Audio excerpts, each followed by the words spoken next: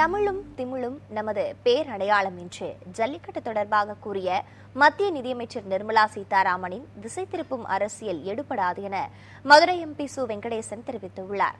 மதுரையில் நியூஸ் 7 தமிழுக்கு பிரத்யேகமாக அவர் அளித்த பேட்டியை சூப்பர் டாக்ஸ் பகுதியில் பார்க்கலாம். நிர்மலா சீதாராமன் அவர்கள் இன்றைக்கு காலையிலே ஒரு ட்விட்டரிலே ஒரு திசை திருப்பும் அரசியலை செய்திருக்கிறார்கள்.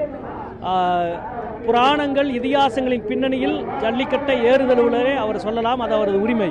ஆனால் இதற்கு மாற்றாக சொல்லுகிற கருத்துக்களை அரசியல் தீய கருத்துக்கள் என்றும் பிரிவினைவாத சக்திகள் என்றும் சொல்லியிருக்கிறார்.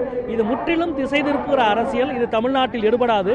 இன்னும் சொல்லப்போனால் தமிழ்நாட்டினுடைய ஆதி மரபு முன்னோர் வழிபாடு.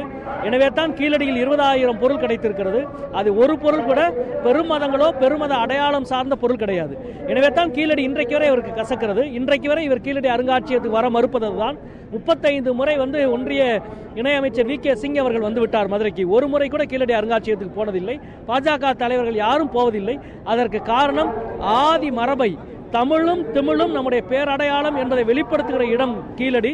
அதுதான் இவர்களுக்கு கசக்கிறது. இதற்கு மாற்றாக ஒரு கருத்தை, இவர்களது வர்ணாசிரம தத்துவத்தை சொல்ல நினைக்கின்றார்கள். தலையிலே பிறந்தவன் இவன், தோளிலே பிறந்தவன் இவன் என்ற கதையை இவர்கள் கட்டமைக்க நினைக்கிறார்கள். உளவே தலை என்பதுதான் தமிழனின் கதை, அதுதான் தமிழனின் வரலாறு.